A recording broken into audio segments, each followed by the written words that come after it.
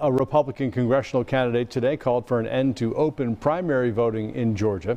A 10th district candidate, Vernon Jones, and other Republicans urged state lawmakers to change the law. They claim that Democrats have crossed over and voted Republican to influence the outcome of those primary elections.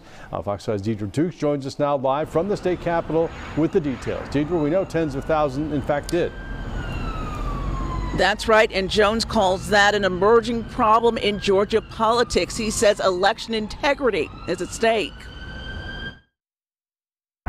Republican voters should be deciding Republican primaries. Democratic voters should be deciding Democrat primaries. 10th Congressional District candidate Vernon Jones is urging state lawmakers to pass legislation to end open primary voting in Georgia. This needs to be done, and it needs to be done now. Jones finished second to Mike Collins in last month's Republican 10th District races. Collins and Jones will face off in this month's runoff. Georgia does not register voters by party. Any eligible voter can request to vote in the party of their choice. State Representative David Clark and State Senator-elect Colton Moore joined the candidate in calling for a change in election law. Representative David Clark and I plan to introduce legislation, all in the name of election integrity. I hope this can be a bipartisan issue, and I think it will be.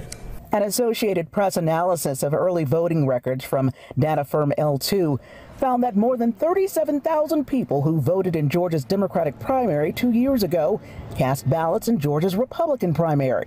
This is not an alarming number as far as the Democrats that crossed over in the primary, many of whom will probably cross over in the runoff.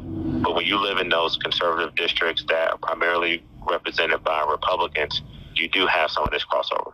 Democratic political strategist and Georgia Gang contributor Vernon Jones says in some of the congressional districts in North Georgia, like District 10, many Democrats cross over and vote for a Republican candidate when there aren't a lot of competitive races. These are not strong Democratic voters. These are people who are what we call swing voters. They have voted previously in either a Democratic primary or Republican primary.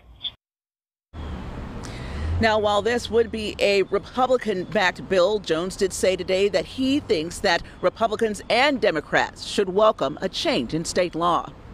At the state capitol, Deidre Dukes, Fox 5 News.